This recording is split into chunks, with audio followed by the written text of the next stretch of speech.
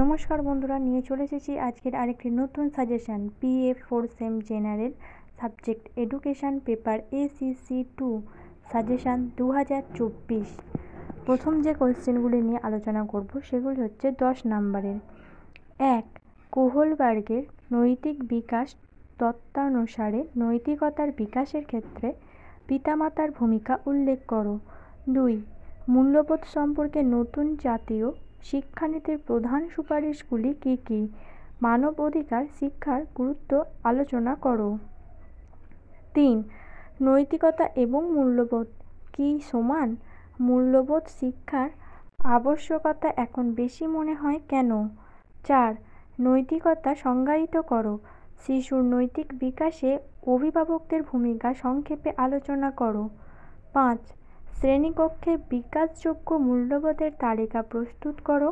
উপরিউক্ত মূল্যবোধগুলি বিকাশের পদ্ধতিগুলি সংক্ষেপে লেখো। এবার আসি 5 নম্বরের প্রশ্নে। 1. সামাজিক মূল্যবোধগুলিকে এত গুরুত্ব দেওয়া হয় কেন? 2. শিক্ষার দ্বারা কিভাবে শিক্ষার্থীদের মধ্যে মূল্যবোধ জাগ্রত করা যাবে? 3. আন্তর্জাতিক মানবাধিকার ঘোষণার উপরে আলোচনা করো। 4. নৈতিক বিকাশে প্রভাব বিস্তারকারী উপাদানগুলি কী কী? 5.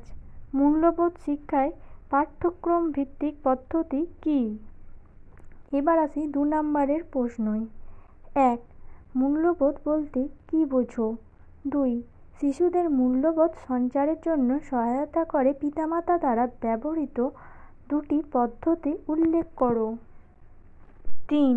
নৈতিকতার ধারণা কী? 4. নৈতিকতা কী? 5. শ্রেণীকক্ষে প্রয়োজনীয় দুটি মূল্যবোধের নাম উল্লেখ করো। 6. শান্তি শিক্ষার লক্ষ্যগুলি লেখো। 7. শান্তি শিক্ষার দুটি উদ্দেশ্য লেখো। 8. নৈতিক বিকাশ কী? 9. শান্তির একটি উপযুক্ত সংজ্ঞা দাও। 10. শান্তি শিক্ষা কী?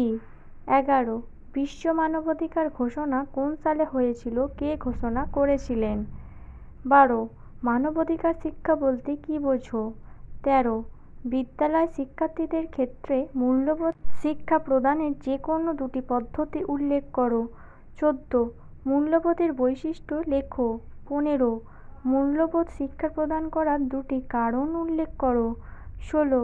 মূল্যবোধের শ্রেণীবিভাগ করো। 17. মানবাধিকার লঙ্ঘন কী? যদি তোমাদের আরও অন্য কোনো পেপারের সাজেশান বা কোয়েশ্চেন পেপার দরকার হয় তাহলে আমাদের কমেন্টের মাধ্যমে জানাতে পারো। ধন্যবাদ সবাইকে। Junior education.